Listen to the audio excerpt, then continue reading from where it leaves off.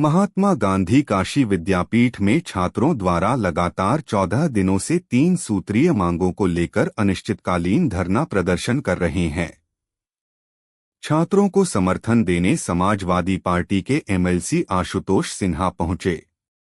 इस दौरान आशुतोष सिन्हा ने छात्रों से वार्ता किया। छात्रों को संबोधन करते हुए कहा कि अगर छात्रों की बात नहीं सुनी गई तो शिक्षा मंत्री एवं योगी आदित्यनाथ का घेराव किया जाएगा। बीजेपी सरकार पर निशाना साधते हुए कहा कि महाविद्यालय एवं विश्वविद्यालय शिक्षा का मंदिर हुआ करता था, जिसको धंधा बना दिया गया है।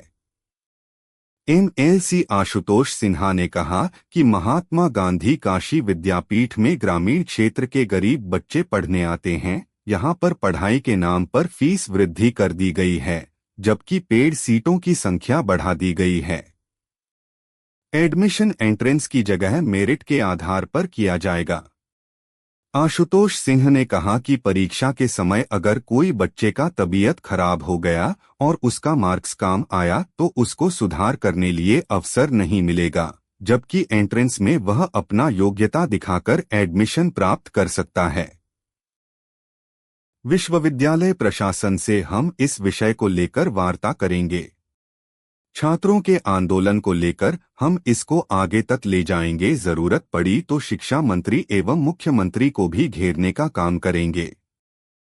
अब्दुल जी, छात्रों के साथ आप धरने पर बैठे हुए हैं, क्या कुछ मांगे हैं छात्रों की, क्या कहेंगे? देखिए, हमारे विश्वविद्यालय में जो छात्र पढ़ने आते हैं, गरीब मजदूर किसान का बेटा जो पढ़ने आता है, और लगातार प्रशासन जो विश्वविद्यालय का है ऐसी मनमानी कर रहा है कि जो पेड सीट पहले 33% थी उसको बढ़ा के 50% कर दिया कि आप सामान्य जो रेगुलर छात्र हैं वो कम पढ़ें और पेड सीट के बच्चे ज़्यादा पढ़ें। साथ ही साथ उसने फीस भी बढ़ा दिया, जो एंट्रेंस एग्ज़ाम भी लेना बंद कर दिया।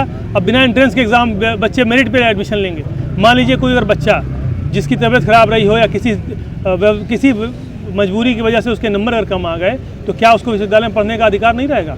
तो उसको फिर मौका मिलना चाहिए। मेरिट से एग्ज़ाम नहीं होना चाहिए, एंट्रेंस एग्ज़ाम होना चाहिए। इस लड़ाई को भी हम लड़ने का काम करेंगे और जो फीस बढ़ा दी गई है उस फीस को वापस सरकार ये विश्वविद्यालय प्रशासन करे। इस लड़ाई में हम छात्रों के साथ खड़े हैं और छात्र लगातार, मैंने देखा है कि लोग कैसे अपने बच्चों को पढ़ाते हैं और इसलिए मैं चाहता हूं कि इस लड़ाई में सारे लोग मिलजुल के संघर्ष करने का काम जो छात्र करें उनको बधाई देते हैं। विश्वविद्यालय प्रशासन से मैं आज मिलने की बात काम करूंगा और साथ ही साथ जरूरत पड़ेगी तो उसको शिक्षा मंत्री से मिलने का काम करेंगे। कितना दुर्भाग्यपूर्ण मानते हैं, 14 दिनों से छात्र आंदोलन है लेकिन कोई भी प्रशासनिक अधिकारी इसकी सूझ नहीं ले रहा है, कोई भी बात करने तक नहीं आ रहा है। मैं लगातार देख रहा हूँ कि जब से भारतीय जनता पार्टी की सरकार बनी है, इन महाविद्यालय और विश्वविद्यालयों को जो शिक्षा का मंदिर हुआ करता था अब इसको धंधा बना दिया है, शिक्षा का धंधा बना दिया। जो शिक्षा का मंदिर हुआ करता था, लोग शिक्षा लेने आते थे और जो गरीब का बच्चा पढ़ लेता था। सरकार की मंशा है कि गरीब के बच्चे अब ना पढ़ पाएँ।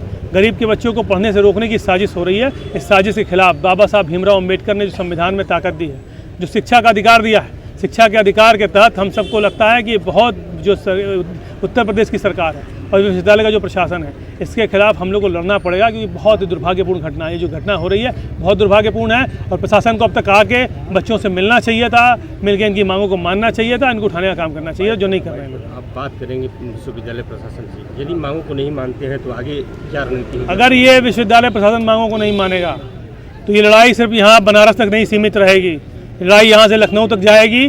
जरूरत पड़ेगी तो हम लोग शिक्षा मंत्री को भी घेरने का काम करेंगे और अगर जरूरत पड़ गई तो माननीय मुख्यमंत्री को भी घेरने का काम करेंगे कि शिक्षा की जो बात है, बाबा साहब भीमराव अम्बेडकर के संविधान में जो हमें ताकत मिली है कि शिक्षा सबके लिए सुलभ होनी चाहिए। सिर्फ बड़े पूंजीपतियों के लिए शिक्षा को जो घेरने का काम भी सरकार कर रही है, जो रोकना का काम कर रही है कि गरीब के बच्चा ना पढ़ पाए, उसको लेकर लड़ने का काम करेंगे। सड़क से लेकर सड़क तक घेरने का काम करेंगे।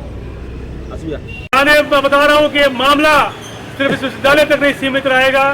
शिक्षा मंत्री को भी घेरने का काम करेंगे, मुख्यमंत्री को भी घेरने का काम करेंगे। आपके मान सम्मान। अपना परिचय। मेरा नाम शिवम यादव भक्ति है, मैं वर्तमान में अध्यक्ष पद का प्रत्याशी हूँ। शिवम, 14 दिनों से धरने पर बैठे हैं, क्या मुख्य मांगे हैं और क्या कुछ प्रशासन से बात हुई? देखिए, हमारी 3 मुख्य मांगे हैं विश्वविद्यालय प्रशासन से कि जो इस बार विश्वविद्यालय ने मेरिट पे प्रवेश लेने का जो निर्णय लिया है उसको वापस ले। दूसरा है जो पेड सीट की जो कुल सीटों का 33% हमेशा से पेड सीट रहा है, उसे बढ़ा के इन्होंने 50% कर दिया है, उसे यथावत पूर्व की भांति ही 33% करे। तीसरा, जो प्रवेश फॉर्म में शुल्क की जो वृद्धि हुई है इसे वापस लिया जाए।